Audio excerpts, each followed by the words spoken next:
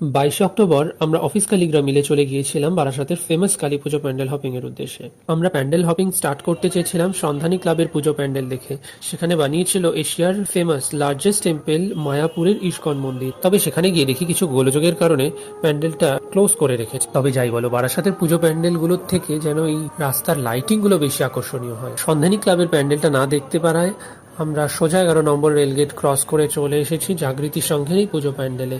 এখানে বানিয়েছিল স্বর্ণপ্রস্থ মন্দির। বেশ সুন্দর লাগছিল কিন্তু বলো, এখানের কাজ কারুকার্য যে মন্দিরের ছোট ছোট ডিটেইলিং খুব ভালো লেগেছিল আমাদের।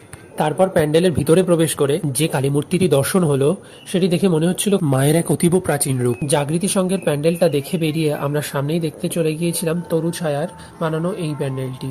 তারা প্রত্যেক বছরই খুব ভালো থিম করে ছোট জায়গার মধ্যে, কিন্তু এবছরের থিমটা একটু অন্য ধরনের। তবে ওরা প্যান্ডেলের ভেতরে এবারে লাল লাইট একটা জায়গায় আবার আরেকটা জায়গায় পুরোটা নীল লাইট করে কেমন একটা যে করেছে, ঠিক কি বলবো, মানে খুব একটা যে ভালো লেগেছে সেরকমও না, আবার পুরো খারাপ লেগেছে সেরকমও না।